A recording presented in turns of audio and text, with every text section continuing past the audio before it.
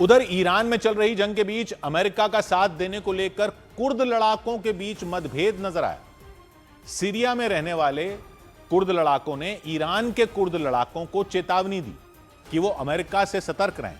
Kurd लड़ाके अलग अलग देशों में लड़ रहे हैं, तो सीरिया वालों ने ईरान वालों को चेतावनी दी, क्योंकि उनका मानना है कि अमेरिका अपना मतलब निकल जाने के बाद ईरान के कुर्द लड़ाकों को उनके हाल पर छोड़ देगा।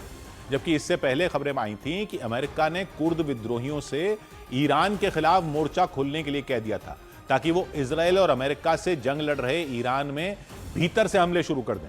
यही नहीं, दावा तो यहां तक किया गया कि अमेरिका और इजरायल की तरफ से कुर्द लड़ाकों को हथियारों की मदद पहुंचने का भी भरोसा दिया गया। ईरान ने कुर्द समुदाय की अच्छी खासी ईरान में रहती है अच्छी खासी आबादी, 80 लाख के आसपास लोग रहते हैं। ज्यादातर कुर्द लोग ईरान के पश्चिम अजरबैजान प्रांत और उसके आसपास रहते हैं, मतलब उन इलाकों में जो तुर्की, सीरिया और इराक के बॉर्डर से लगते हैं। कुर्द समुदाय के लोग मुख्य रूप से सुन्नी मुसलमान हैं और ईरान में ज्यादातर शिया मुसलमान हैं। उनका आरोप है कि शिया शासन वाली ईरान की सरकार उन पर जुल्म ढाती, जबकि ईरान की सुरक्षा एजेंसियां विद्रोह करने वाले कुर्द लड़ाकों को अपने देश के लिए खतरा मानती। इसीलिए वहां अक्सर कुर्द लड़ाकों की ईरान की पुलिस और सेना से लड़ाई होती रहती है। माना जा रहा है अमेरिका और इजरायल इसी लड़ाई का फायदा उठाना चाहता है। दावा है इसीलिए उन्होंने कुर्द लड़ाकों के जरिए भी ईरान को घेरने की योजना बनाई, क्योंकि ईरान में रहने वाले कुर्द लड़ाकों ने वहां की सेना के खिलाफ हमले तेज कर दिए, तो जंग में फंसे ईरान की मुश्किलें बढ़ सकती हैं। उसे कई मोर्चों पर युद्ध लड़ना पड़ेगा अगर उधर से भी कुर्द लड़ाकों ने लड़ाई शुरू कर दी।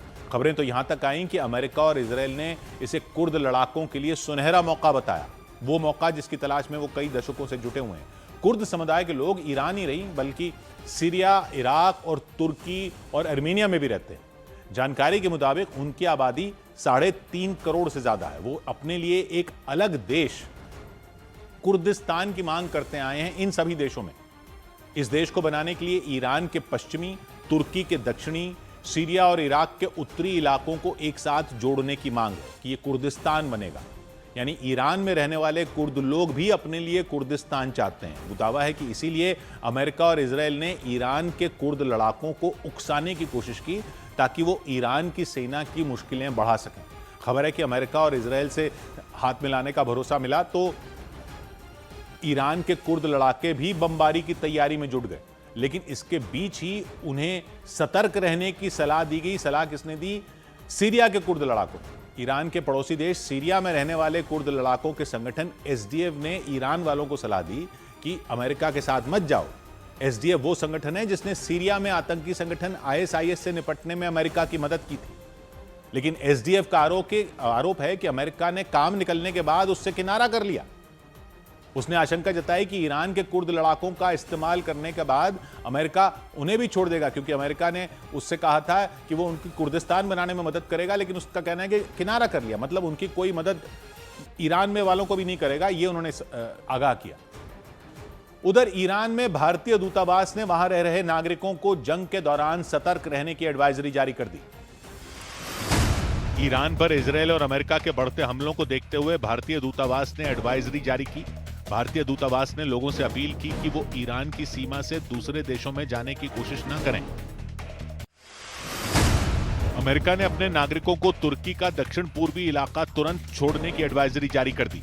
अमेरिका के रक्षा मंत्रालय ने सुरक्षा कारणों का हवाला देते हुए तुर्की के अदाना इलाके में रह रहे अमेरिकी नागरिकों को वहां से निकल जाने की सलाह दी। तुर्की के अदाना इलाके में ही नेटो का सैन्य अड्डा मौजूद है। इधर जंग के बीच आशंका जताई गई कि अमेरिका और इजरायल ईरान के यूरेनियम पर कब्जा करने के लिए स्पेशल फोर्स ऑपरेशन कर सकते हैं। खबरों के मुताबिक अमेरिका और इजरायल की नजर ईरान के परमाणु भंडार पर है।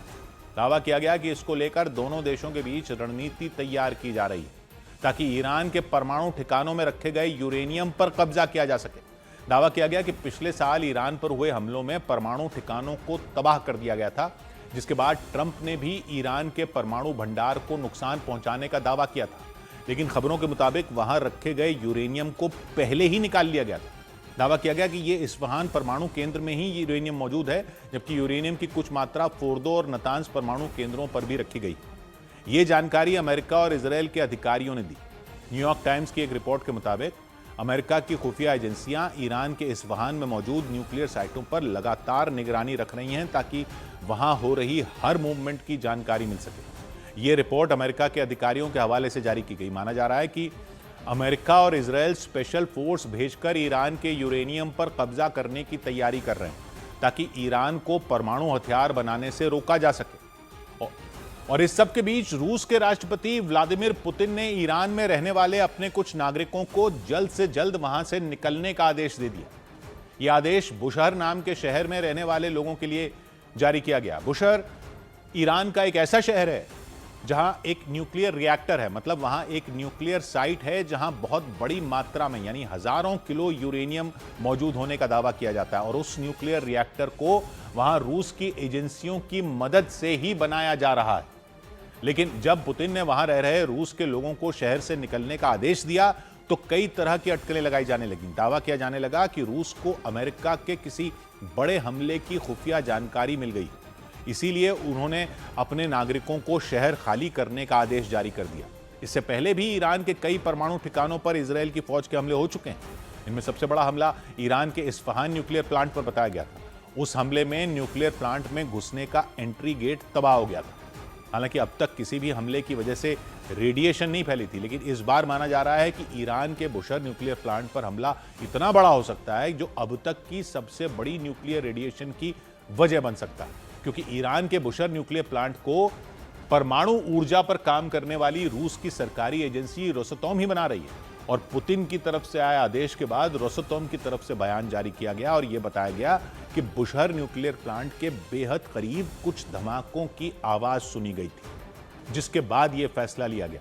लेकिन यह आदेश अहम इसलिए है क्योंकि बुशहर प्लांट में इतना यूरेनियम है कि अगर उससे रेडिएशन फैलना शुरू हुई तो इतिहास की सबसे बड़ी तबाही आ सकती है। रोसतोम के चीफ के मुताबिक वहां पर 72 टन यानी 72,000 किलो परमाणु ईंधन मौजूद है। 72,000 किलो मतलब इतना ईंधन जिस पर काम किया, ऐसा ईंधन जिस पर काम किया जा रहा है, जबकि 210 टन यानी 2,10,000 टन किलो ऐसा परमाणु ईंधन है जो इस्तेमाल किया जा चुका है, लेकिन उसमें अब भी ऊर्जा बची है, मतलब उससे भी रेडिएशन फैल सकती है। यानी अगर बुशहर के न्यूक्लियर प्लांट पर हमला हुआ तो तबाही इतनी बड़ी हो सकती है जो किसी के संभाले नहीं संभलेगी। इसलिए बुशहर प्लांट के पास धमाकों की खबर आते ही पुतिन एक्शन में आ गए। उन्होंने बिना देर किए अपने नागरिकों को वहां से निकलने का आदेश दे दिया।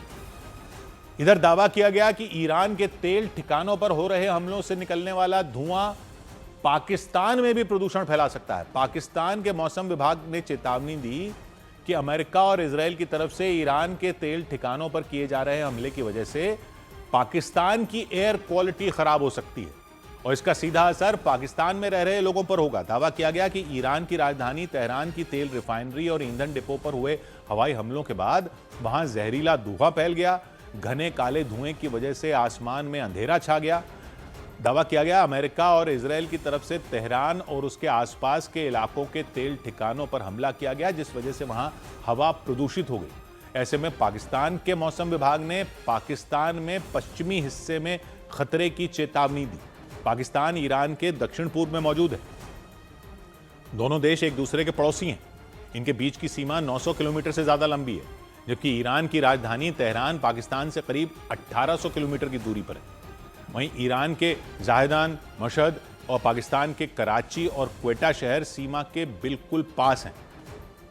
ऐसे में दावा किया गया कि तेहरान में हो रहे हमलों का असर पाकिस्तान पर भी हो सकता है। पाकिस्तान के मौसम विभाग ने खतरे की आशंका जताते हुए चेतावनी दी कि हवा प्रदूषित होने की वजह से लोगों को स्वास्थ्य से जुड़ी समस्या हो सकती है।